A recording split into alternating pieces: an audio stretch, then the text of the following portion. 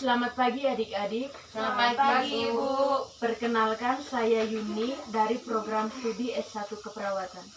Di sini saya minta waktu kurang lebih 30 menit. Apakah adik-adik bersedia? Ya, bersedia, Bu. Terima kasih sebelumnya. Di sini saya bertujuan akan melakukan penyuluhan tentang anemia pada remaja. Untuk mempersingkat waktu, saya langsung saja menjelaskan anemia. Yang pertama, pengertian anemia. Anemia atau kurang darah adalah keadaan di mana darah merah atau hemoglobin kurang dari normal. Normalnya 12-13 gram persen. Anemia adalah rendahnya kadar hemoglobin atau Hb dalam sel-sel darah merah, yaitu kurang dari 11 gram persen. Yang kedua, faktor penyebab anemia pada remaja.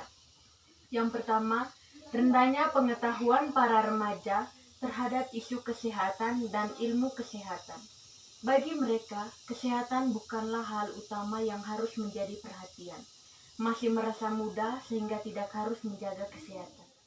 Yang kedua, kehilangan darah yang disebabkan oleh perdarahan menstruasi.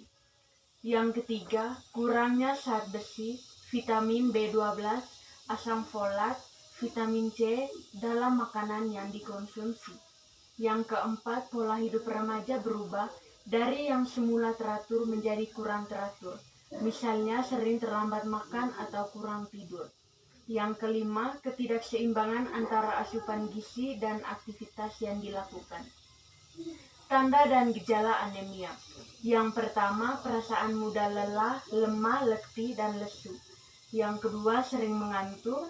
Yang ketiga, pandangan berkunang-kunang dari porsi jongkok ke porsi berdiri atau perubahan posisi. Yang keempat, pucat pada wajah, telapak tangan, kuku, dan selaput dalam kelopak mata serta bibir. Sering pusing atau sakit kepala. Akibat anemia. Gangguan atau hambatan pada pertumbuhan badan dan perkembangan otak. Yang kedua, kecerdasan dan prestasi belajar menurun. Yang ketiga, tubuh menjadi lemah dan kurang bugar.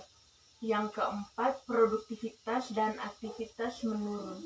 Yang kelima, daya tahan tubuh menurun sehingga mudah terserang penyakit. Cara mencegah anemia. Yang pertama, meningkatkan konsumsi makanan yang mengandung zat besi, terutama yang berasal dari sumber hewani seperti ikan, hati, susu, keju, dan telur. Sedangkan zat besi yang berasal dari sumber nabati atau tumbuh-tumbuhan yaitu bayam, kangkung, dan singkong, kacang-kacangan, kecipir, daun katuk, sawi hijau, kacang-kacangan, tahu, dan tempe. Yang kedua, menjaga kebersihan lingkungan dan kebersihan perorangan agar tubuh tidak termasuk cacing. Yang ketiga, agar zat besi dapat diserap dengan baik oleh tubuh, maka konsumsi juga makanan yang mengandung vitamin C yang terdapat pada buah-buahan. Yang keempat, periksakan diri ke dokter atau bidan pelayanan kesehatan terdekat.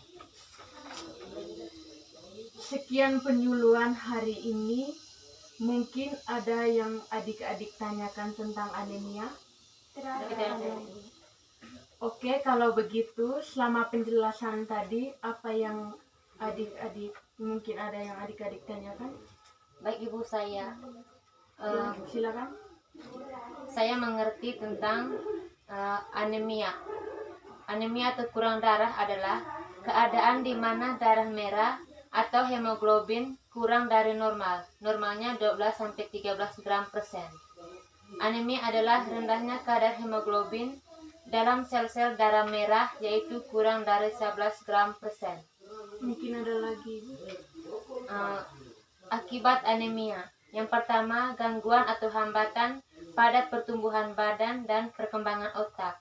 Yang kedua, kecerdasan dan prestasi belajar menurun. Ketiga, tubuh menjadi lemah dan kurang bugar. Keempat, produktivitas dan aktivitas menurun. Yang kelima, daya tahan tubuh menurun sehingga mudah terserang penyakit.